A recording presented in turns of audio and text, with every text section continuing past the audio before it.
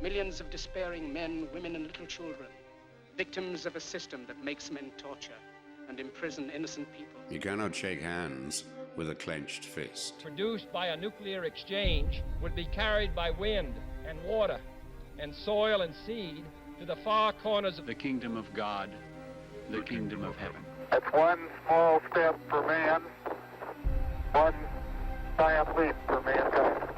We're not saying that planet Earth is coming to an end. We're saying that planet Earth is about to be refurbished, spaded under, and have another chance to serve as a garden for another civilization. Most of the people in here are just your reflections. They're your mistakes. 1776 will commence again if you try to take our firearms. 1 million of the planet's 8 million species are threatened. You are what you repeatedly do.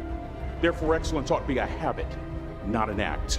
Your lives and the credibility of the United Nations is at stake. Epstein didn't kill himself. The reason this is such an interesting time is not only because we're on the threshold of the end of this civilization. They're trying to take you out with bullshit. The experience of the past 2 years has proven beyond doubt that no nation can appease the Nazis. To those who can hear me, I say, do not despair. The misery that is now upon us is but the passing of greed, the bitterness of men who fear the way of human progress. The hate of men will pass, and dictators die, and the power they took from the people will return to the people. And so long as men die, liberty will never perish. In the language of the U.S. Department of Defense, these are unidentified aerial phenomena. Roswell's a very interesting place with a lot of people that would like to know what's going on. There is very compelling evidence that we may not be alone. This is the Garden of Doom. Welcome everyone into Garden of Doom. This week we have our returning, I think this is his 8th time on the show, Mark Olly. Is it 8? I don't know, it's quite a few. It is quite a few. Yeah. And we are going to be talking about Druids today. So that is new to me, but for those, well, not really new to me, but I don't know if it's been a standalone show before on the Garden. But Mark, before we get into all that, you should probably introduce yourself, let people know who you are. Okay. Gosh, I do television, I produce films and programs and things, I write books. I've got about 9 of those out on Amazon. You can go and find them. I also tend to play drums and produce bands and things like that. So perhaps that's something that's slightly less well known about me. And I've spent just over half a century poking around in histories, mysteries, and discoveries. So that's really me. Way back when you actually went to school to be an archaeologist, didn't you? Actually, I started off. I've not mentioned archaeology. I started off with my dad. My dad was a volunteer digger with the local archaeology group in the 1950s and 60s. So when I was 8 years old, he dumped me in a trench on a Roman site and handed me a trowel, and the rest, as they say, is literally history. Because I just kept going, I just kept digging, and I trained when I was a teenager, and when I left education, carried on for quite a few years, went off into the music business, and when I wasn't doing that anymore, came back to archaeology. So if somebody said, what am I? I'd say, well, I'm a drummer. If somebody said, what do you do? I'd say, I'm an archaeologist, because that's really what I do. That's the career path. Okay. Or anything to do with history. Or you could just say you're a guest on Garden of Doom. Oh, I'm a guest on Garden of Doom. There you go. So for those who don't know, Mark's been on the show, as I mentioned, several times before, and he's covered things as varied as UFOs in the UK to skulls and crystal skulls in South America. We've done the real Robin Hood. We've done the history of Arthur. He chronicled it all in actual chronological order of all sources of all Arthurian tales and put them actually into one chronology called the Polychronicon of Arthur. I believe I pronounced that Polychronicon of Merlin, Joseph, and Arthur. That's it. Available on Amazon. And it's a ridiculously good book, so everyone should dash out and buy it, especially in hardback. Yeah, like Arthur's one of the prevailing legends, of all time, well, or at least the last 1,200 years or so. And other things too. So, and today, as I said at the top of the show, we're going to talk about Druids. Mark, you can tell from his accent, is from the UK. That's sort of like Druid Central, at least for the last 3, 4, 5,000 years anyway, or at least that's our perception of it. Berlin and Stonehenge and henges all over the place, and the Giants Pathway, islands and giants and bears, oh my. So, Mark, take it away. Okay, well, you're absolutely right when you say the source of Druidry as we know it probably rests with the British Isles. There's a guy called Tacitus that wrote a life history, if you like, of everything that Julius Caesar did. And he writes in his writings that if you want to learn to be a Druid, it's perfectly okay to go and do that in France. But if you want the best teaching that there ever is, the source of all Druidry, as you rightly said, is Britain. Come to Britain and learn it here. So Druids were all over Gaul. They were everywhere: France, Italy, Spain, Britain, all across that part of the Roman world, the Celtic world. But if you really wanted to know about Druids, you really wanted to learn Druidry, you had to come to Britain. It was here. This is really where it was all about. So what is the difference between a Druid and like a shaman or some other kind of priest or Wiccan lord, voodoo mambo? I mean, I think when people think of Druids, they think of one of two things. One, sort of like a Merlin Gandalf figure, that's a wizard, or people with they put blue face, paint on their faces, they're wearing robes, carrying wooden staves, and sort of communing with nature, but knowing sort of the secrets, maybe a little bit of like the skinwalker type of thing, black ravens, magic, tracking the equinoxes and the solstices, and providing secret knowledge and insight and tips to various warlords, war bands, and minor kings. That's the answer is yes. I mean, in a sense, you've summarised in a nutshell the modern day view of Druids. But as an archaeologist, I tried to get back to the sources, and there's actually only 5 Roman writers that write anything to do with the Druids, and most of them are borrowing from each other.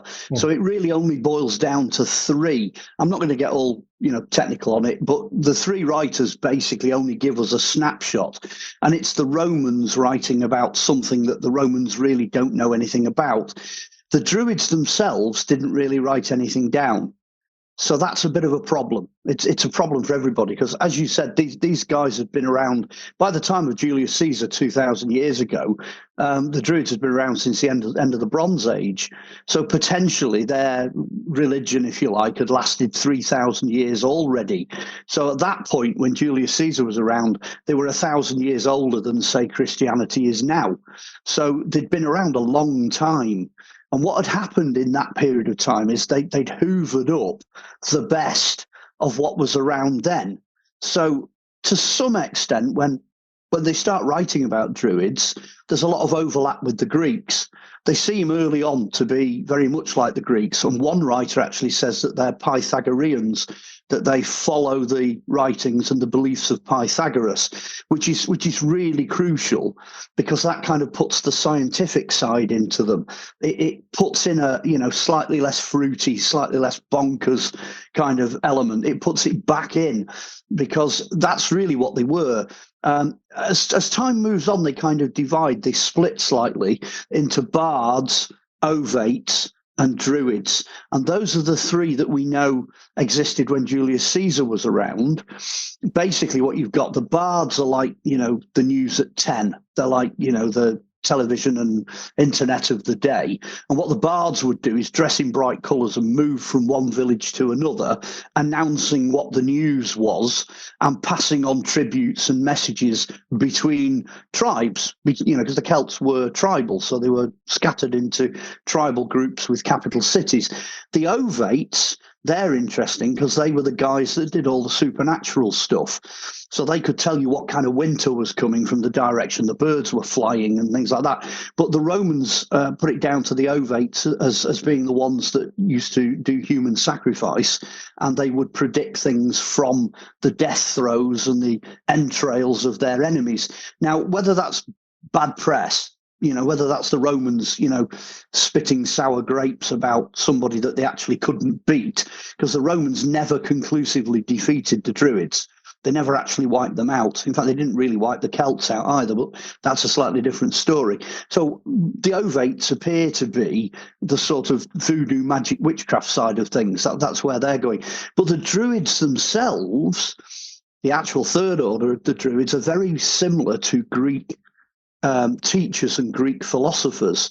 So if you kind of imagine, these guys that were dressed in white, they used to sit under gnarly olive trees out in the Mediterranean, and discuss this stuff around, Athens and places like that. That's kind of what they were like, but they were more of a European version of that. So, swap out the olive trees for oak trees. They would sit in woods. They would teach in clearings. They'd obviously wear slightly more clothing because it's flipping freezing over here. You know what I mean? So they wouldn't be wandering around in just a toga and a set of desert wellies, sandals. They wouldn't be doing that. But we've got one or two images of them, and they do seem to have cloaks. They seem to.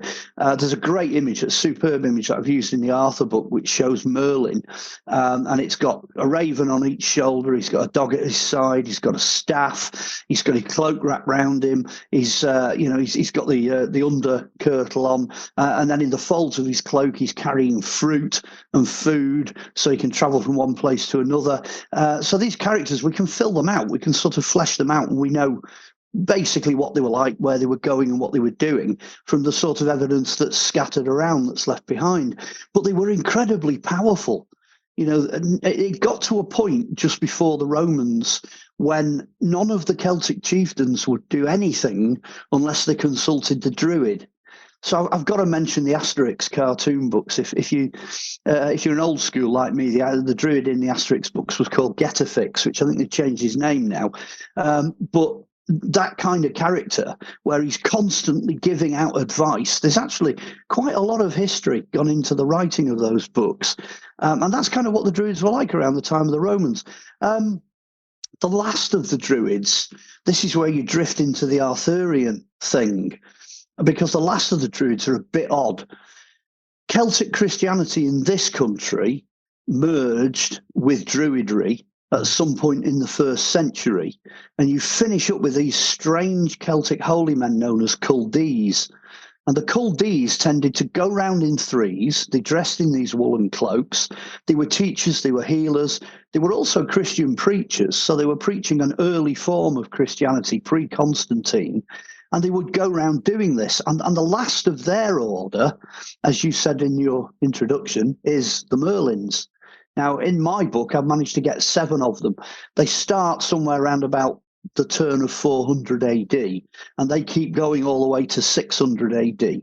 And they are literally the last of these Druidic culdees. That's what they're like. They're wise, they're holy men, or they're warriors, or they're scientists, or magicians, or whatever.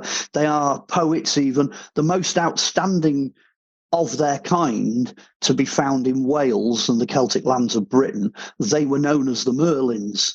So we know quite a bit about that end bit, thanks to the stories of Arthur. But the last of the Merlins disappear almost exactly at the same time, just after 600 AD, when the Anglo-Saxons take over Britain. Okay. So as soon as the Saxons come in, you've had it, they're gone. They just get obliterated, they get wiped out. And then everything changes. We're into what you would probably call the modern world. Things are starting to develop in a completely different direction. You got Saxons, Danes, Vikings, Normans, they're all basically the same. And then after that, you're into medieval, and then you're virtually coming into modern times then. So they survived, they survived for 4,000 years in the end. So before.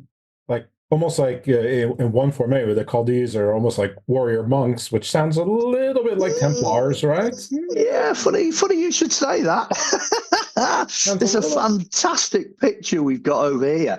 There's an altar that came out of Colchester, the Roman fort. And it's got three of these guys on it, and they're all wearing the woolen cloaks, and there's three of them, so you know who they are. They're Culdees. And on this depiction, they're visiting a lady in a temple, and the lady has got some fruit in a basket. So these Culdees, they've rocked up to the local temple. It's about 300 AD, 320 AD. They've rocked up, they've dropped off an offering, you know, of fruit and veg and all the rest of it, and two of them are carrying swords. They're carrying bronze defensive weapons. So the whole idea that the Templars were, you know, original, they just, you know, appeared out of nowhere, nonsense, absolutely nonsense. They are warrior monks that develop out of that. I'm reading another interesting book as well. I've only started it this week, and it's called Lives of the Desert Fathers, and it's all about all these hermits that disappeared off into the deserts in Egypt, and all settled into caves, you know, and they're doing all these miracles. There's thousands of them, you know, they're all over the place. The madmen in the desert. But then where do the Templars get all their ideas, you know, warrior monks and what have you? Well, some of these desert fathers are warrior monks as well. You know, the whole monastic thing that starts going, and this is, you're talking 4th, 5th and 6th century. I mean, so Ben Kenobi, Obi-Wan Kenobi was basically a warrior monk that put himself away in the desert. Totally. I mean, if you sort of rocked up to Spielberg and Lucas and said, you know, where were you dragging all your material from for various things like that, they would say, yeah, of course, in fact, I think in the 1990s, that when they were thinking of doing the next set of 3 films, they released a whole exhibition, and it had King Arthur, Cuchulainn, and then all of the material from Star Wars all pushed together. Yeah, they just came out. They said, yeah, this is what we're doing. We're just telling stories again. Nothing new under the sun. So, all right. So, one, I think that the fact that they traveled in 3 is sort of striking. 1, you've got the Trinity. Yeah. 2, you have, you know, the another Trinity. I mean, there's tons of Trinities out there, but especially came to mind Zeus, Poseidon, and Hades. You know, basically, you know, and Odin is 2 brothers. Now, his 2 brothers don't get much mentioned, except that, you know, Odin sort of apparently turned wood into men, but got bored with the project and just basically made them into statues. And his other 2 brothers sort of, one, you know, gave him sentience, and the other gave him life, and then they sort of walked away, and they're like, yeah, we don't care anymore. But you know, you've got sort of a trifecta there. So yeah. Now, well, it says, I mean, if they're following biblical stuff, which they would be as monks, it says a 3-fold cord is not easily broken.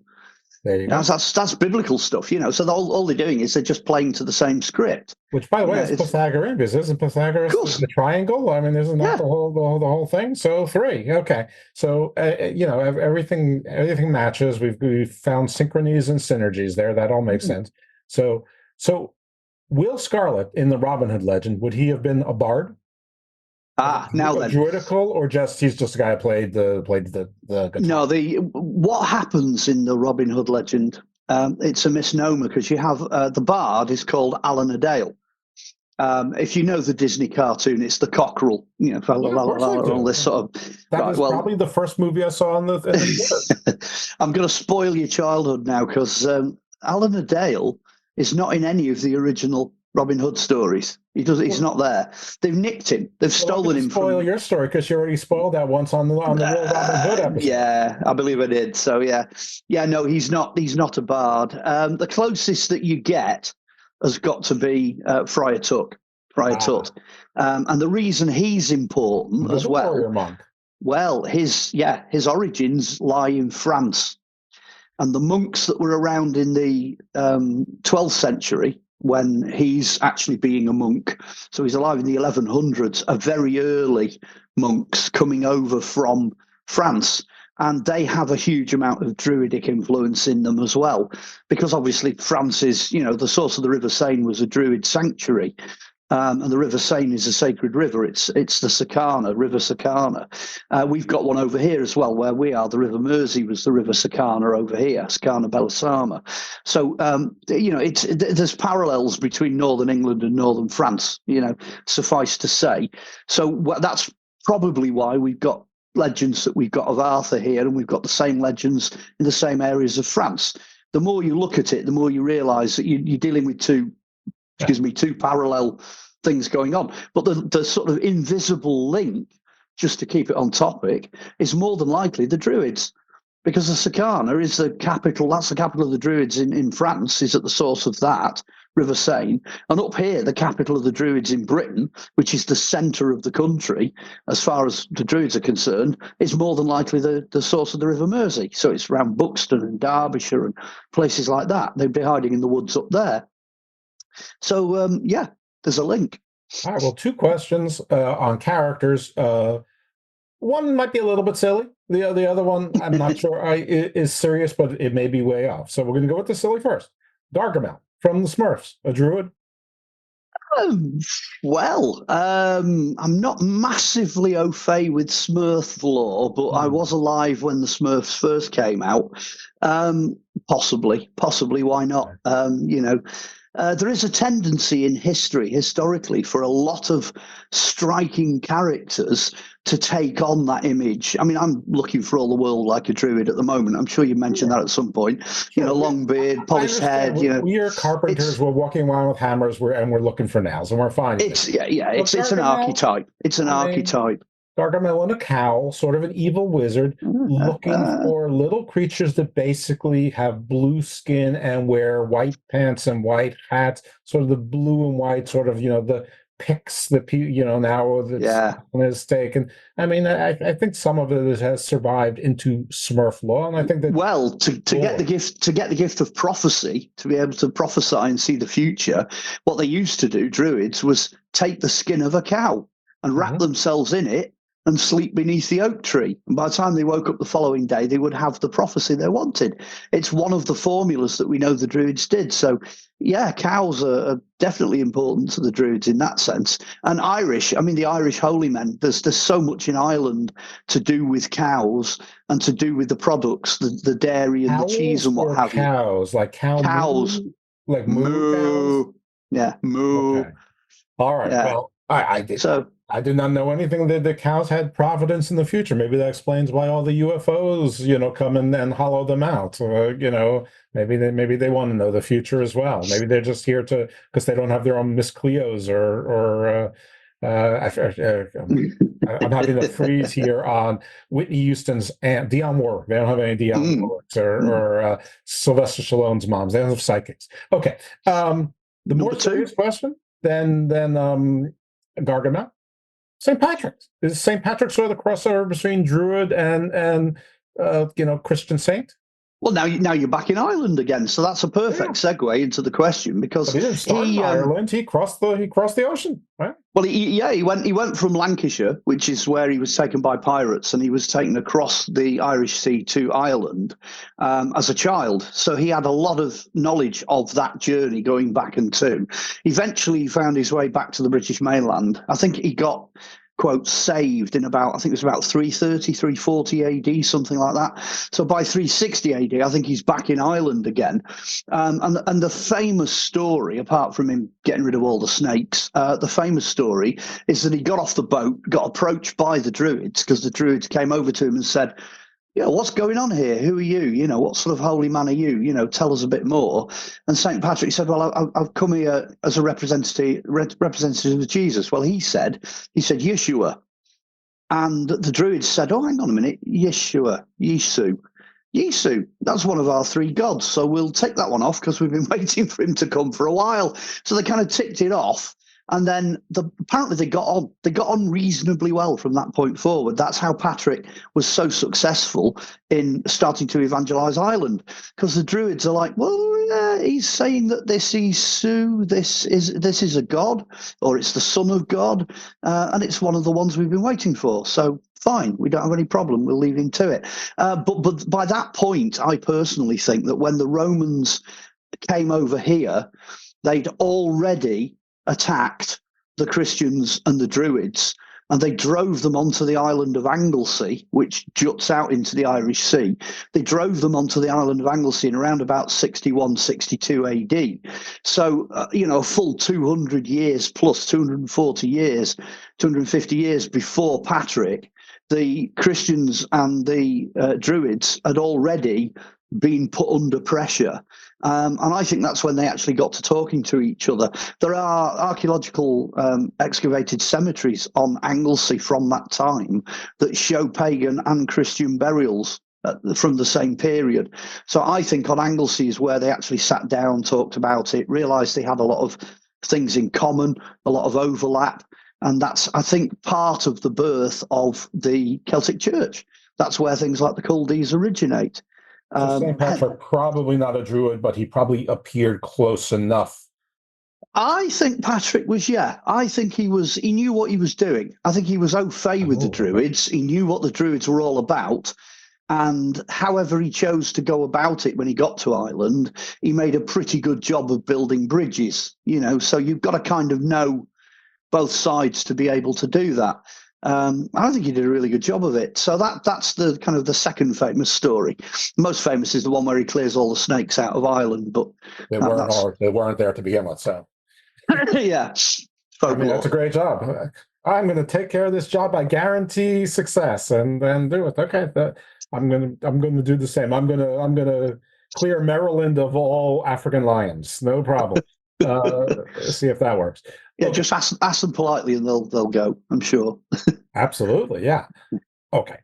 So actually, I was going to ask you about henges, and I still will. But but when you mentioned E.245 is one of the three gods they were waiting for, who are the other two? And what is that? I'll just say pantheon for lack of a better word.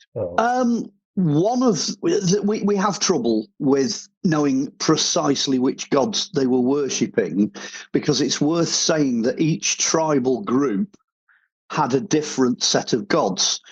So, like in Lancashire, it's Cernunnos. It's the horn god. That's one of them because we've got carvings. You've got Sakana. She's a goddess. She's a river goddess.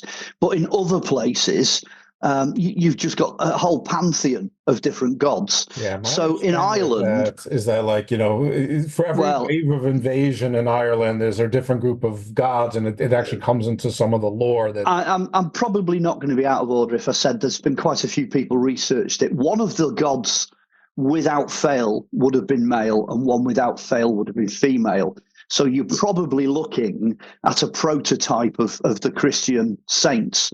But one of them, I would imagine, for Ireland might be Juno, the Roman god. I think so. You'd have E.245, Juno, and then perhaps a female goddess, which at that point, I'm trying to think who that could possibly be. I'm doing this on the fly. Rhea, Gaia, Maya. I'm trying to think what the Irish one. There's going to be loads of people out there now that know loads about Ireland, and they'll all be going, "Oh, it's got to be this particular god." I can't tell you, but I imagine that's where it'll be. It'll be a god. Well, two gods and a goddess is how it's going to end up being. That three. And again, you've also got to say, well, what did those particular druids have in mind when they said, "Oh, that's one of our three"? So one would probably be like either sun, moon, or earth, or heavens, land, water, or Well, there are 5 different Celtic districts to Ireland, and each district would have had its own collection of gods and goddesses. So I'm not entirely sure, because if you go across the Irish Sea, you tend to hit Dublin. That's the kind of the coastline that you tend to hit, the east coast of Ireland, if you go that direction. So I'm not sure which of the 2 counties on that side of Ireland he landed in. I don't think anybody knows, actually. I'm not sure if anybody knows. A little bit off topic, but you mentioned him before, and he keeps popping up on my YouTube feed. And I do want to click on it, but not for the length of time. But I've heard this name, Cernunnos. Tell us a little bit about Cernunnos. Oh, Cernunnos is interesting. He's a male god, usually with a clipped beard, that has ram's horns. And because I'm obviously based in the north of England, I'm au fait with the archaeology up here. Cernunnos tends to pop up quite a lot. He visibly could be mistaken for Pan, except these are proper, full-on ram's horns. They're not just like little... and he's fully human apart from the horns. So Cernunnos is the god for this area, as far as I know.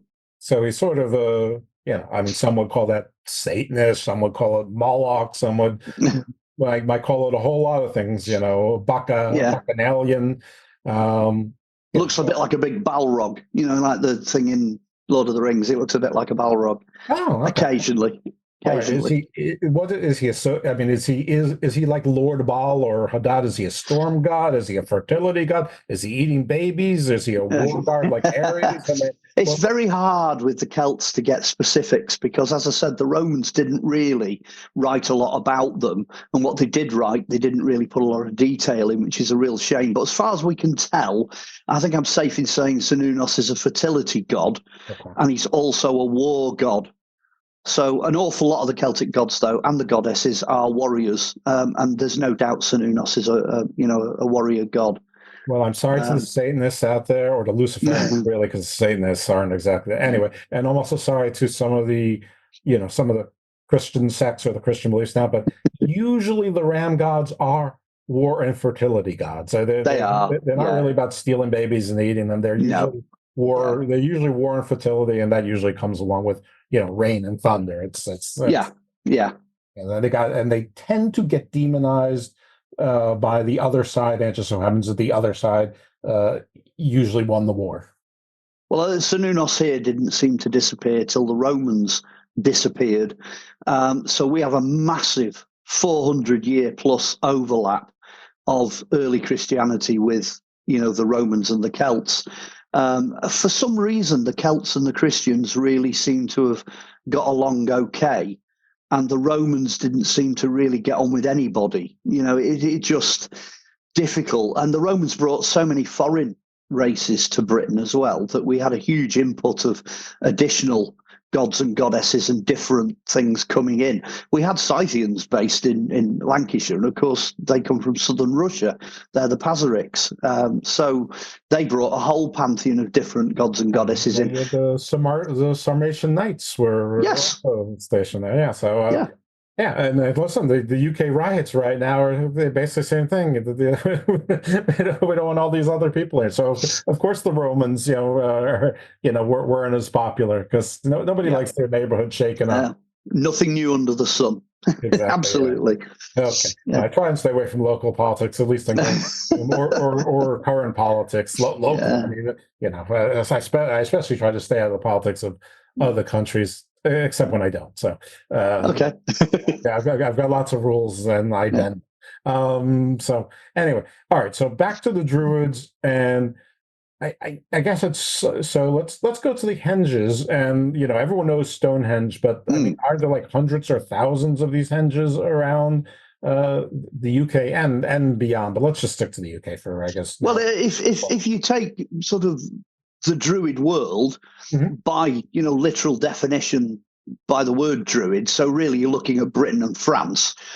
Britain and France are just notorious for their prehistoric stone monuments. There are probably combined there'd be tens of thousands of these monuments, because in this country you could be driving down a road and there's one in the field that's not even listed or excavated. You get them everywhere. They just covered absolutely all over the place. It's the same in France. I've driven through France, and you get tons of them. And then there's things like Carnac in Brittany, and then here you got Stonehenge and Nessa Brodgar, where the circles are up there. What appears to happen is that their emphasis, if you like, their focus as Druids in the early years seems to be on metalworking and stargazing. Those are the two main things they're interested in. So in a sense, you've got science and chemistry, and then you've got how the planet operates and stars, the solar system. That seems to be their remit. The Druids control that sort of thing. They study that sort of thing. The idea, though, of Druids at Stonehenge, nobody has absolute proof of that. But what is interesting is, though, a couple of carvings were recently found on one of the trilithons, one of the big standing stones, and the carvings of Bronze Age axes that would have been cast in bronze metal. And then you got the Amesbury archer, which was an excavated body from Stonehenge, who appears to have come from Europe, come from probably across from France, and he's a metal worker. So there's a lot of evidence for the metalworking and the stoneworking sort of overlapping. Clearly, whatever they were up to, they were extremely good at it, and they had a huge amount of time to study it. So some of these monuments are proving to be Incredible. I mean, you have a look at Stonehenge, the mathematics of that. There's been many, many books written on the alignments and how it was put together and, over what period of time, thousands of years. They were working with that. That was like an experimental site that they were constantly modifying and doing things with. Times that by how many sites there are, and it's going on everywhere. It's a huge operation. And the custodians of that knowledge and the people that were overseeing it are, broadly speaking, the Druids. In a sense, they're the keepers of culture, science, knowledge, folklore, stories, you name it. That's what the Druids kept. And that's why the Romans focused on them to try and get rid of them. They were hell-bent on wiping the Druids out right from day one. Because if you took out the Druids, you destroyed the Celtic culture. You were taking out, it's ethnic cleansing. You're taking out the whole of the culture that's opposing you. And they never succeeded. You look at the King Arthur tales, there's Merlin. He's in the 400s, he's in the 500s, and these Merlins are gadding about doing what Druids do. And they're still there. I mean, the Romans disappeared in this country around 410. So they're still going. Romans disappear, out come the Druids again. So they never really succeeded in getting rid of them. And the Celts are just the same, the society that they're a part of.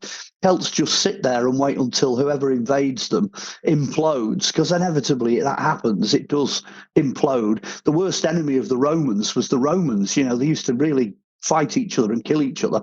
And the Druids would just sit there and go, what can we pinch? We'll pinch the weaponry, we'll pinch the technology, we'll pinch the pottery, we'll pinch this, that, and the other. So anything that the Celts thought were any good, they just nicked.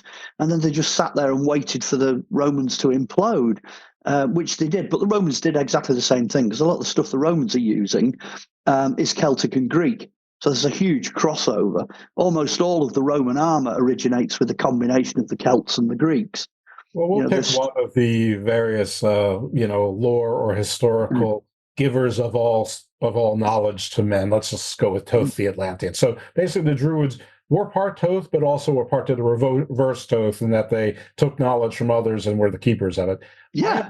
I've been told that, and I'm sure this is a gigantic oversimplification, but in sort of the British or the European medieval world, there really was another trinity, and that trinity was the royalty and nobility, and they were the ones who fought wars and had the power. Then there was sort of the priest class, the had the knowledge, did the healing, advised the nobility and the monarchies, and then there was everyone else, which was basically the workers, and each had their responsibilities, and I guess the Druids firmly fit into category number 2.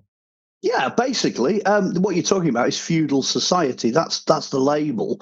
But the word feudal and the idea of a feudal system in terms of medieval has its origins with the end of the Celtic Druidic period. It goes all the way back. There's a measure of that feudal system within Celtic society. So, as you say, nobles, artisans, warriors, and priests. That kind of breakdown is exactly the same for the Celts as it is for, let's say, the Normans, in the time of the Crusades. You've got the nobles, then you've got like the next class, the subclass, which is your warriors and people bearing arms. Then off to one side, you've got the religious establishment, and then you've got everybody else. It's the same basic structure. They just kind of did different things with it. Everybody thinks that things like medieval taxation, and Wicked King John and William the Conqueror, they all think that was something that came in that was new. Well, it wasn't, because the Saxons, and to some extent the Vikings, and almost definitely the Celts, were all doing something similar to that 1,000 years before that, or in the 1,000 years before that. There's nothing new under the sun. The problem is that we call the Dark Ages because people don't join the dots. There hasn't been like an encyclopedia of knowledge pulled together, for that particular time period. So between, the early church in the 300 to 400 AD period, between that and let's say William the Conqueror, because he's a Viking at the end of the day, 1066 and all that, there's a massive gap that people have just not really been able to fill in, not to the same extent. But it's becoming pretty obvious that it was business as usual. The Romans lasted longer than we thought on this side, and the medieval period took longer to start than we thought on here. They're now starting to call the Dark Ages the early medieval. Sure. So it's this coming this way, and the other period is now late Roman, and they're just trying to get the two to touch in the middle. Right. For those of you, this is audio, but Mark is doing finger points in different directions. Two trains coming towards each other slowly. And also, for those of you who heard the clanking, hopefully none of you did, but if you did, it's because I have a glass of water here, and it has bled onto my coasters. So when I pick up the water, the coaster falls down and clanks. So I was stumbling about to get a napkin to put under the glass, so that would not happen any longer. Then the napkin bled through. Yeah. As long as it doesn't get on your keyboard, you'll be all right. No, nothing's on the keyboard. It's just causing the clanking noise, which... Yeah, if there's a loud bang and it goes quiet, we'll know something's happened. Yeah, that's exactly what's happening here. And of course, the napkin is getting bled through too. So it's only a temporary fix. Anyway, a lot of talking not on Druids, but on mundane problems of being a podcaster. Magic. The Druids are supposed to say with magic, right, wrong, and if right, what kind of magic do they use? I mean, we talked about the prophecy and then sleeping in cow skins, which I've never heard that one before, but okay.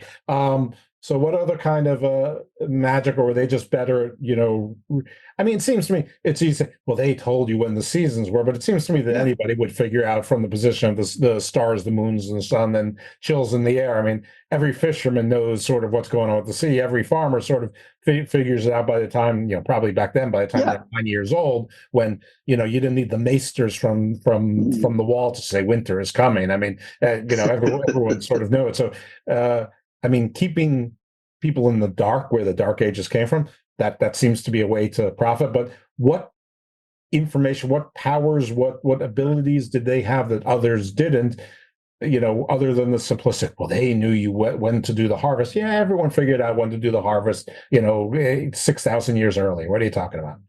Well, for a long time, people thought there was no language. They thought the Druids didn't write anything down, that at that point they were all illiterate and it was all done on, feelings and physical whatever's going on around them. But that has now turned out not to be true. There's a thing called the Colinquet calendar that was found in France, and it's a sheet, a massive bronze sheet, and it's got 18 and a half years of dates in lines all the way down it. And you basically move a peg down the holes next to these dates, and it predicts things like leap years. It predicts eclipses. You could even use it to predict where planets are going to appear in the sky, the phases of the moon. If you know all of that sort of data, I mean, you can imagine the Druids sort of walking up to a king going, you shall not do this war this day, and the king's like, well, why not? Because I'm going to switch the sun off. Bang, and it all goes black, because they could look really powerful with that kind of knowledge, because nobody else would have it.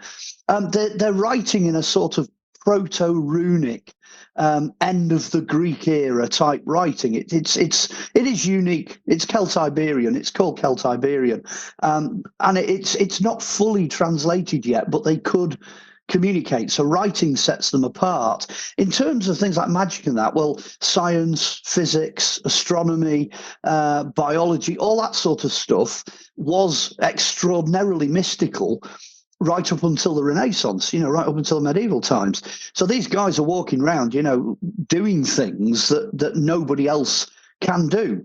They're also the repository of knowledge from the past. So whatever was learned over that vast period of 3,000 years plus, they've got knowledge of what was known.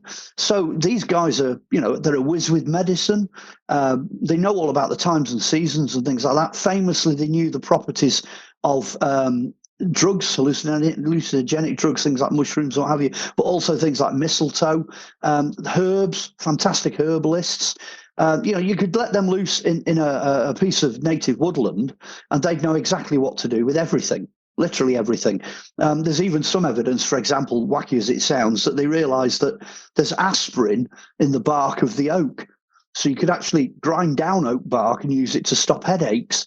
So, it's little things like that. It's pretty bizarre, but hey, they excuse me. So the basis for a lot of what we see I mean, nowadays we have modern day witchcraft, we have modern day druidism, we have all these modern day things. But you've also got to bear in mind that pretty much since the 18th century, you know, over a period of about 300 years to now, people have been doing the research. You know, they've been doing the archaeology, they've been translating the documents, you know, they've been looking into this. So now we've got actually quite a rounded knowledge of what these guys were up to, which is why I say they were more like Greeks. If you imagine what the Greeks were like, what they were capable of with, you know, all the different people with eames on the end of the name, you know, and all these people who were writing books and doing things and experimenting with science, that is closer to what we find with the Druids, but with a hefty wedge of what is regarded as magic. Again, it's on your definition of magic. You know, magic is the ability to push and pull reality and the world around you. That in a nutshell is what it is. And these guys were absolute consummate professionals at the push and pull of life. That's what they did. You know, well, they had a secret society with secret wisdom and secret knowledge, and they were just better at keeping it to themselves than others were. Probably because they didn't write. It was all oral. Other places, when they wrote it down, you know, it got out. The king got it, the guards got it, the next king got it, the king's son-in-law got it, and then became the new king, and then married the wife of the daughter of the king, 37 miles to the east, or whatever leagues, whatever term. Okay, excellent stuff. So the Dark Ages were dark, maybe partially on purpose, by design, at least in the British Druidical world. Well, you've got to be very careful, because if you do have a society that has a lot of secrets, the secrets are in danger of dying. You know, if your society dies out or is wiped out, or there's a natural disaster, war, famine, and all that sort of thing as well, it can take you out. Your society then disappears, it vanishes. And then it is extraordinarily difficult then to resurrect what it was that you knew. You know, it's an enormous voyage of discovery. Possibly the biggest example of that in the last 300 or 400 years are the hieroglyphs of ancient Egypt. People are still trying to get their head around what the Egyptians believed. You know, what did they worship? What did they know? What did they do? You know, because so much of that has just gone. It's just not there, because the Greeks had a pop at it, the Romans had a pop at it, the Christians had a pop at it, Islam had a pop at it. By the time you finish, there's very little left. But you've got to give them, the credit that they managed to keep it a secret. They just did too good a job of it. Well, it's also a little bit easier. I mean, it's a little bit harder to get the knowledge, and a little bit easier to keep it when you're on islands, especially, before mass shipping and planes and of course the TV and the internet and modernism. Okay, so I always need to timestamp this, because usually from time of recording to publishing, there's oftentimes a 2, 3, even 4 week delay. And so today is August 25th, 2024.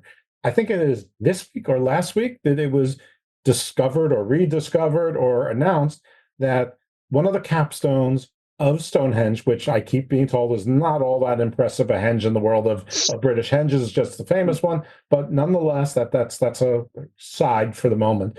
That one of the capstones came from Scotland, not Wales, where all of the theories were everything came from Wales, and they figured out how you could ferry it or get those giant 10-ton or however heavy the stones were from Wales. And now Scotland, this is a whole another ball of wax, a whole nother job, by degrees. But nonetheless, they have determined, I guess, how geologists determine things, that at least one of the capstones came from Scotland. And for those who don't know, the capstones are the ones that are on top. I think the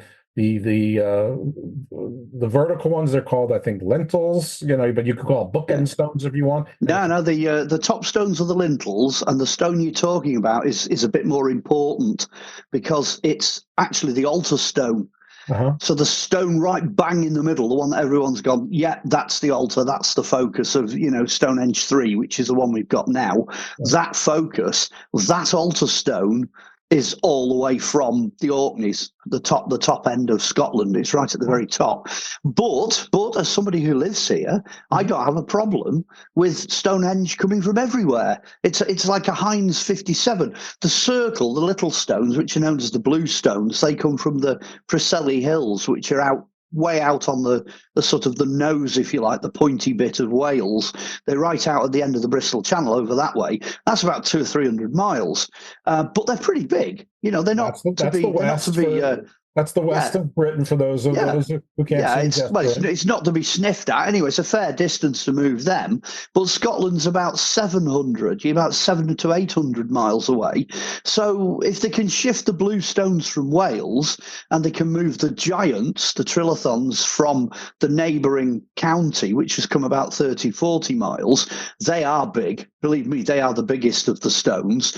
Then why would they have a problem shifting the altar stone from Scotland? Well, the answer is they wouldn't. It makes that last phase of Stonehenge more spectacular and more important than we previously thought. And the other key to all this as well is your timing, because the blue stones, if you like, are stones number one. When they shifted from 57 or 58 wooden posts, I can't remember exactly, I think it's 57, it was a circle of 57 wooden posts. That's when they chose to bring in the blue stones. So the first phase was built by the Welsh. It's the Welsh guys, they put them in. The second phase, when they decided to go and get these whopping great big stones from 30 odd miles away, when they built that, they moved all the blue stones. They brought them in because they were important. You know, this is about 1,000 years later. They moved them all into the centre. So now you've got two different sources for the stones. Nobody actually knows for certain when the altar stone appeared. It was there in Stonehenge 3. So that's probably, Stonehenge has been there 1,300, 400, 1,500, maybe even 1,600 years at this point. And then somebody nips up to Scotland, gets this socking great big stone and brings it down. What is unique is that each of those phases are culturally acceptable to the areas that the stones come from. So, for example, anything built with the blue stones looks like the stone circles from Wales. They look that way. The big ones, the socking great big ones, look like the sort of thing you'd expect to find on Salisbury Plain because they're not too far away from where the Stonehenge is. But the altar stone's important because only in Scotland do they have altars that lie flat on the floor. You know, flat stones. That is a very Scottish thing. So it almost makes sense for somebody from Scotland to bring an altar stone down and go, there you go, chaps, you know.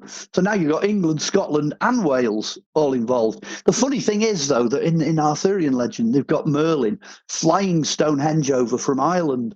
So I'm now just sat waiting for them to get something Irish. Mm-hmm. You know, there'll be something on the site, I'm sure, that you know, speaks of Ireland. Yeah, maybe Iceland before all is said and done. So actually, maybe Stonehenge really was uniquely important in that it represented, you know, the big three countries or cultures. I mean, I know that the borders aren't exactly the same. No, they're not. They're not. But I think what is important, though, and the archaeologists have been saying this for a long time, and I think this is why they've realised that it's Scotland that it's come from. The Ness of Brodgar up on the Orkneys is one of the most important recently discovered prehistoric settlements in Europe. It's internationally significant, and there are stone circles up there, and it's now felt that is where in Britain the entire circle building culture began.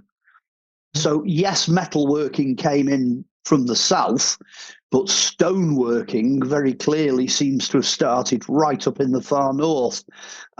So that is really significant. Instead of everything moving up the country, actually it looks like things were coming down. It changes, turns everything on its head, changes everything. But you're talking about 3,000, 4,000 BC. You're going way, way back in time for the stuff up at the Orkneys. But if anybody's out there listening and you really want to go and have a nosy, do have a nosy into the Orkney archaeology. There's a lot of good stuff, really good stuff coming out now. I think the last season on the Ness of Brodgar actually is this year just gone. So catch the latest news on that now. But yeah, absolutely. Like you say, it became a focal site, but over a period of thousands of years. You know, it didn't start off as being the only one. There are other sites in Britain. I mean, Avebury, which is only about 40 miles away, 30, 40 miles away, that is bigger dimensionally than Stonehenge. And it took a lot more to build that than it did to build Stonehenge. But then that went out of use and it started to decline quicker than Stonehenge. So it's, you know, all about the time scale, really, as to which is the most important. Are they testing to see if I'm just calling stones are from diverse parts of the island at these other sites now, and to see if it's unique or is that? I mean, I imagine somebody's doing that. I know for a fact they're doing it up in the Orkneys. I know for a fact they've tested stones in Wales, because obviously that's how they got the match with Stonehenge. I know most of the sites on Salisbury Plain and radiating out from Salisbury Plain have been looked at, but there are quite a few other sites which I don't think they've got around to yet. But you do have to bear in mind, even if they start with the biggish sites and kind of work out, there's hundreds and hundreds of sites. It's just nice to find them using geologists, and using the latest geological technology to start to identify these rocks. And it does bear the question, why didn't they do it sooner? In the past, they've had geologists just have a guess, have a look and a sort of, postulate where they may have come from. But now they're starting to get seriously scientific. And the results are proving to be very illuminating indeed. But the Druids were everywhere. They were all over Britain, they were all over Ireland, they were all over the islands off the coast, and then right the way across to France, Gaul, like I say, Spain, Italy, Greece. They spread out all over the place. Goodness only knows what they absorbed from around the Mediterranean. You did mention shamans as well early on, the shamanic crossovers, because of survival of information in places like Norway, Denmark, Sweden, the Scandinavian countries. The survival isn't particularly good to do with the shamanic tradition. Some great stuff coming out of Finland.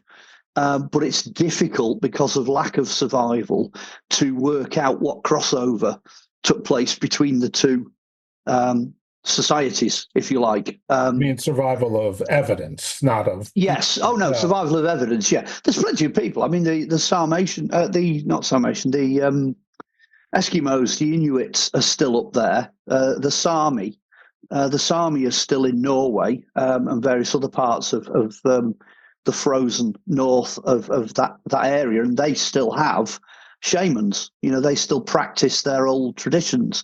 But the problem is trying to work out what the Druids did.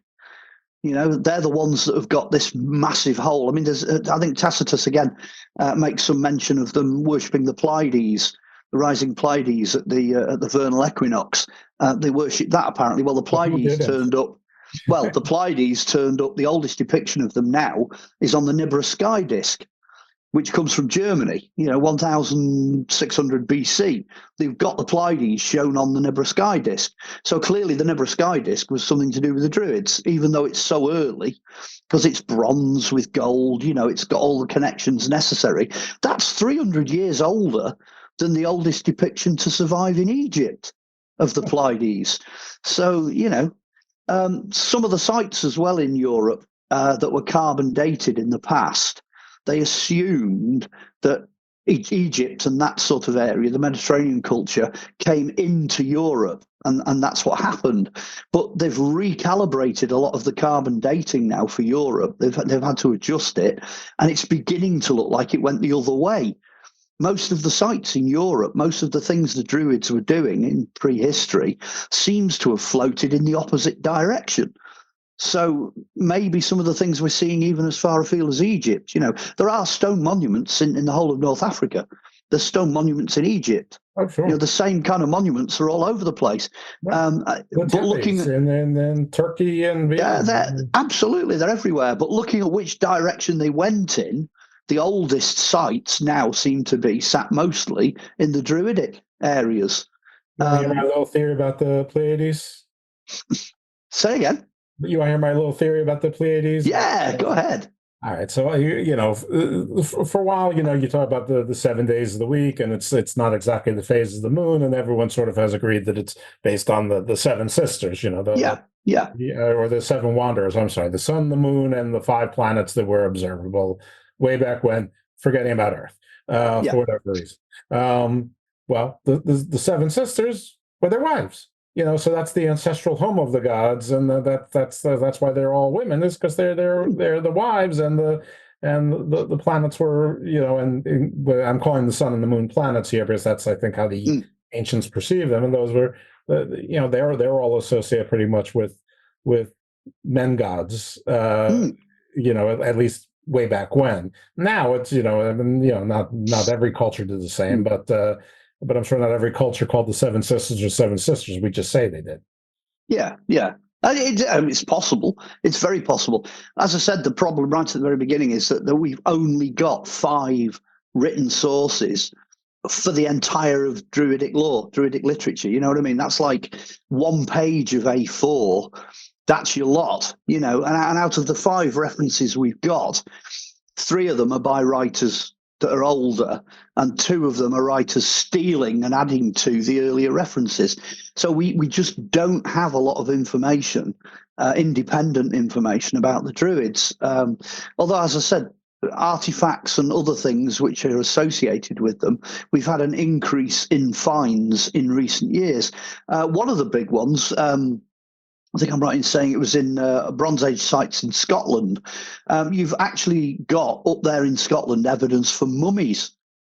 It would appear that they would put together bodies in the Bronze Age made up of parts of different important people who could have lived between 300 and 600 years, usually from the same family. So and then wrap them up to look like a human being in a mummy bundle. So you'd have a head off one person, a couple of arms off another, body off another, a couple of legs off another, and then feet off another.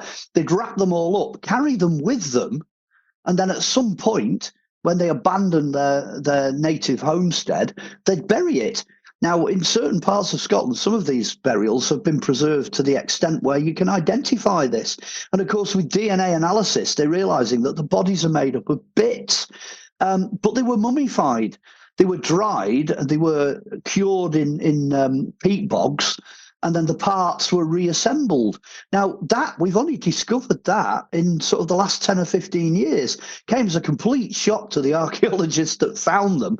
There's now about half a dozen or more different Bronze Age mummies, and you can probably Google it and find the information by now, I would think. But that was a real shock, because what we're looking at there is a religious practice that was there at the start of Druidism that we had no idea of. It's a completely new discovery. Right. It's like a different version of a mausoleum almost, where you have a family resting together, but parts of them, which is obviously some sort of symbolic. I mean, if you want to be cynical, it's, a little bit Frankensteinish, but, I think maybe, that's taking the different lens, purposely doing it. And of course, I'm the one that introduced that into the conversation.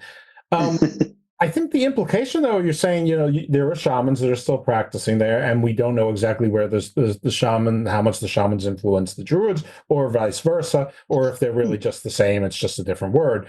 And the implication there is that there are not actual authentic practicing Druids now, that whoever's doing it, they're, even the most genuine, they're doing the best they can, but they don't really know if they're practicing, because if they were still a surviving Druidical culture, then, well, you could easily have them meet, whatever, in northern Germany or whatever, or, in Denmark, and then they could figure it out. You could have your own council of Lieben or something. And there is a book. There's a book called The Druids. And it's sorted, as you folks like to say over there. Yeah, there's a book called The Druids by Nora K. Chadwick, and it's tiny. It's actually smaller than some of my smallest books. And that book has got every single reference and practice that is known in it, and it's tiny. Like I say, you could sit in the bath and sort of read it in an hour. You know what I mean? It's not a head crushing book, but that's what you want. Get hold of The Druids by Nora K. Chadwick, and it's got all of the references in it from antiquity. Now, modern day Druidism, resurrectionist Druidism as it is going to have to take its origins back to that book. That tiny book, that's it. So if anybody wants to be a modern day Druid, you dash out to somewhere like, the local bookshop, and there's shelves and shelves and shelves of how to do it books, for Druids, and the Druids this and the Druids that, Druid magic and Druid lore. And honestly, as an archaeologist and someone who studies these things, you can only go back to what Nora's written in that book. That's it. That's all we've got at the moment. Anything else is archaeology, guesswork. Usually it's cultural reappropriation, or they're looking for connections. It's what they've pieced together. And almost all of that, without fail, has popped up in the last 300 or so years. We've had some real nutty, fruity druids over here, believe me, in the last few hundred years. It's well worth studying those as well. I don't live too far away from Derbyshire, and there was a big landowner over there that fancied himself as a druid, and there's loads of them have been in North Wales, and things like that. But they're all resurrectionist. They're all rehashed. They're all modern day versions. When you say resurrectionist, you don't mean like Christ. You mean that they're no. I mean they've resurrected. They've resurrected their particular brand of belief system.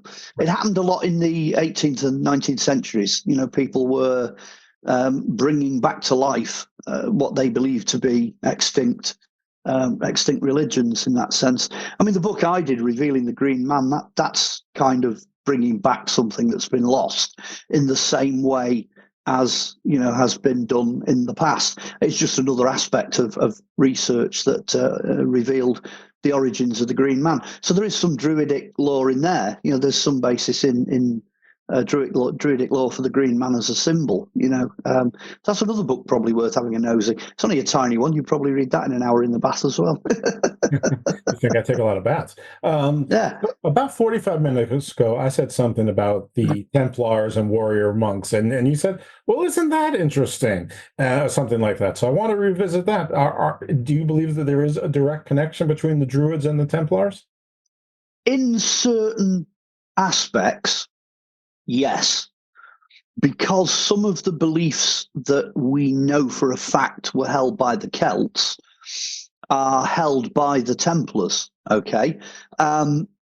Where the Templars were actually physically getting their information from is another debate. That is a debate for another day. Maybe they had things which are now in the Vatican Library. Maybe they had access to things in other countries like Egypt or whatever, Greece, whatever survived of the biblical stuff. Maybe there's a direct link there where the Chaldees just morphed. They morphed into orders of knights somehow. Or maybe the Chaldees information, the Chaldees writings and their legends and what have you, maybe they've survived into Templarism, and then we've lost the origins of that. Because, I mean, that process occurred with Arthur. All secret societies really started as Druids, and then, now the Templars and the Freemasons and the Hermeticists and the Gnostics, who knows? Maybe they're all Rosicrucians. They're just Druids. There are some good family trees out there. People have attempted to try and make links and join these things up, but some of it is kind of golden thread guesswork, if you know what I mean. Some of it we just don't have what we need. There's a 200 or 300 year gap, and as I said earlier on, some cases people have done a really good job of wiping a particular religion or a particular belief system out. So you then have the historical information and then nothing, and then all of a sudden it starts again, but it starts again in a different form. How it gets from A to B is not always immediately obvious. Druids being one of those things. I mean, I'm just thinking now off the top of my head of an example. All of the stone circles, all of the prehistoric monuments, people had noticed, and they'd noticed fairly quickly, were all built in basically the same scale. So all the gaps, all the directions, the positioning, the alignments, everything appeared to be very similar. And of course, in this country, we used to have the imperial system. Now we're metric, but it used to be imperial. It's not centimetres and all that. It was in feet and inches. So they thought, fantastic, they're using feet and inches. No worry at all. Let's go in there and all that. Actually, they weren't. It was discovered they were using a thing called the megalithic yard, which is closer to the Hebrew system of cubits and things like that. So, for example, 18 inches is the tips of your fingers to your elbow. That's kind of 18 inches. So that would give you notionally a measurement. Once that was discovered, once people realized they were using some kind of physically relatable system, all the mathematics fell into place. all of the sites started revealing the same kind of mathematical system. Some fantastic books from the 1970s and 80s cover this as a subject, but until somebody actually went and had a proper look, that piece of information was completely lost. We did not know what measurement system would have been familiar to the Druids. We didn't know what they were using, but it turns out that's more than likely what they were using. They're using this thing called the megalithic yard. So we are still, filling in the gaps. We're still kind of, bridging the gap with knowledge, new information. And that's kind of how it's done. That is a how to do it sort of thing. You've almost got to get what you've got and then try and engineer it backwards and see if you can think in some way, the way that they did, to make sense of it. Last question, I think. Okay. Were there female Druids? Well, I'm going to take a deep take a breath here. If you literally take the definition, which we've really only got from the Romans, so bear that in mind, they seem to say that Druids, bards and ovates, are male. And the reason for that is not because they are sexist or biased, is because, on the other hand, at this point in history, you've got priestesses and high priestesses. Now, the priestesses in their mind would have been anything that was female. Now, I personally think, and I've got this from reading things like the Arthurian legends and doing the background research for that and studying the Celts, I personally think that the Celts themselves were completely even-handed.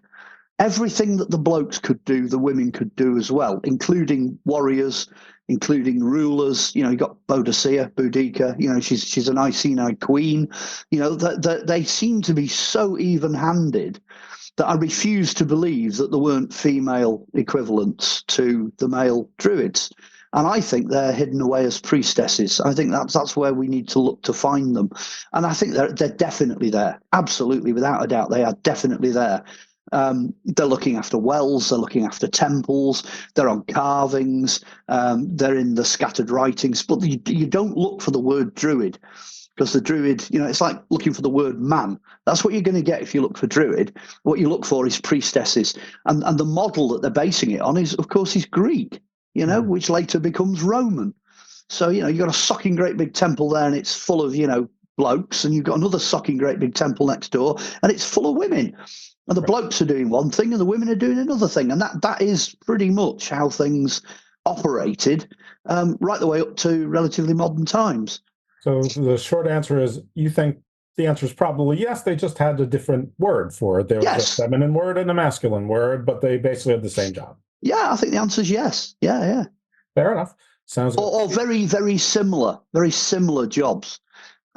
Because there was a division in ancient times between those things which were uniquely male and those things which were uniquely female. And that division is pronounced all the way back into prehistory. So that basically continues right through medieval times. And it's only when you start to float into relatively recent times, Renaissance and onwards, that begins to crumble. And unfortunately, the bias of things like Christianity and Islam and what have you, that bias has now crept in. Well, that bias wasn't there in prehistory, not by any means. Okay, very good. Is there anything that I should have asked you that I didn't, or points that should have been raised that just didn't come up? Oh, I don't know. No, I think you've pretty well covered it. No, well, I tend to get led by questions because I'm here to inform. You've not sort of asked me. You've not sort of asked me to do the advert yet, so I suppose I could stick the advert on the end if you want. Do you want me to launch into that? Yeah, I just don't. I don't know what I don't know. So I'm sure if I left out something major, you would have let me know by now. So I'm going to guess that there's nothing major about the Druids that we haven't covered, and maybe because there's sort of gaping holes in actual knowledge, and and we've had a little fun with speculation and whatnot in that. I think there were certain things I think we had to hit. So, like we've hit on the history, we've hit on the archaeology. I've covered the publications that are available. I've quoted what's known in terms of source material, and then we've drifted quite nicely into modern times. So I think we sort of blanket covered it without being offensive to anyone. I don't think we've upset anyone. Not this time, but yeah. There's still time. At some point with the. We don't. The Romans don't like foreigners. We don't like foreigners now either. Thing, but that's okay. It's Garden of Doom. We have to have a little doom, in the garden. Yeah. Oh, there's doom there. I mean, mentioning anything to do with Star Wars to a modern day druid would probably make the toes curl. Obi-Wan Kenobi being a druid, that's probably about as bad as it gets, really. But I guess.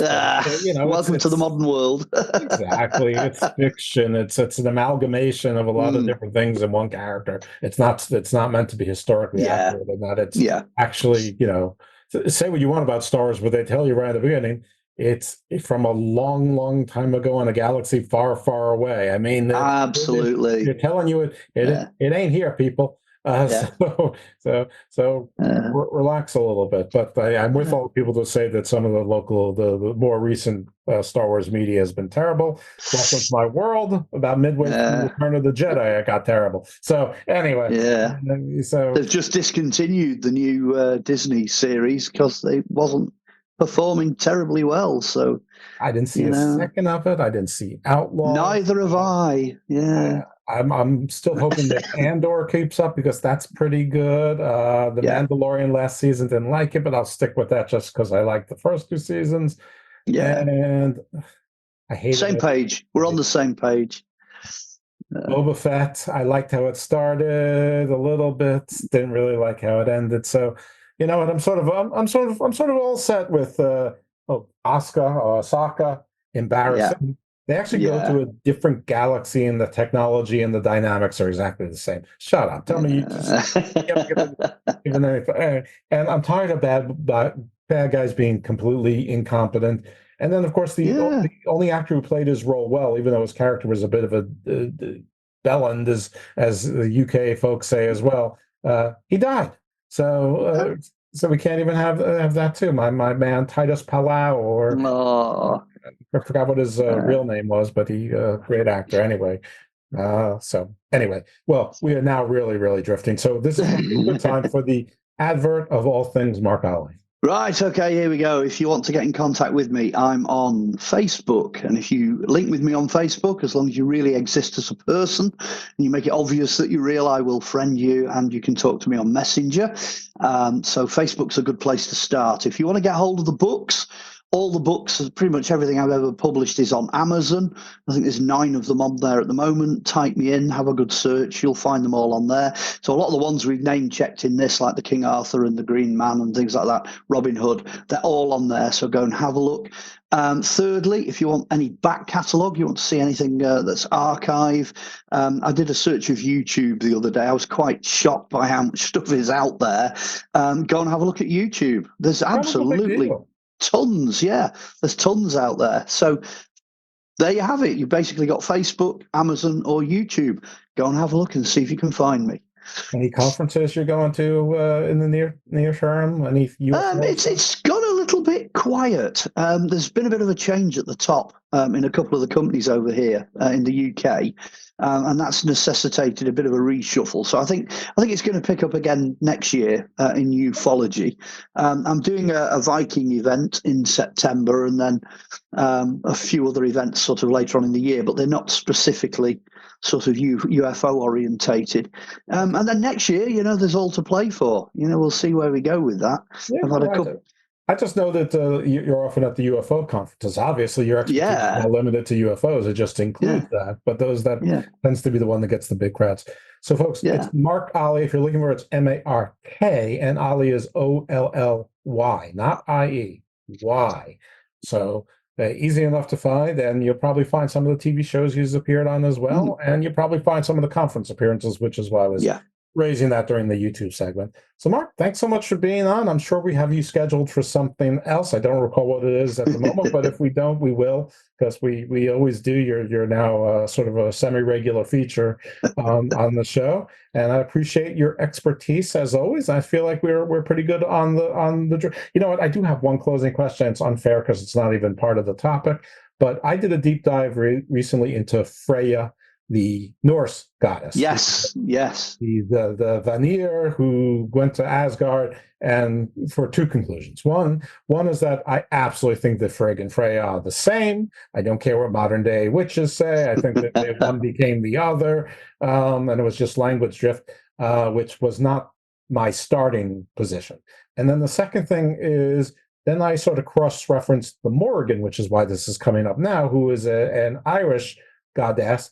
And I am 100% sure that Freyja and the Morrigan are basically one and the same.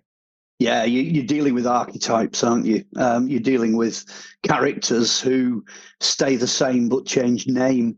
That's really what you're dealing with. I've learned from experience, long and hard experience, to have a look at the details, because the devil is in the detail always. Mm-hmm. And if it quacks like a duck and it looks like a duck, I don't care if you're going to call it a donkey. At the end of the day, it's a duck. So it doesn't matter what name you're using. Have a look at the characteristics. So I mean, the whole sort of Frigg and Freyja thing, that's been rumbling on for years amongst the Viking people, and I'm on your side really with that one. They are the same character, just using a different name. And like you say, I think it is more than likely language drift, which does make that kind of study a bit of a slog, a bit of a hard slog, but worth it. Definitely worth it. Well, at least the Irish changed the name, considerably enough that it wasn't there. So it wasn't that easy to find. But then I saw the properties and even the depictions and the ravens and all that, and sort of queen of a different tribe of sort of Valkyries, sort of the army of the dead. So all was there. So okay, well, if Mark agrees with me, I'm satisfied. So those folks out there, Freyja and Frigg the same, and Freyja and the Morrigan basically the same. Obviously, some changes in their properties due to local economies and ecologies, but there you go. A little bit of a mini bonus show at the end of Garden. Mark, again, I know it's getting late there. Enjoy the rest of your night, and I thank you so much. Thank you very much. See you again soon.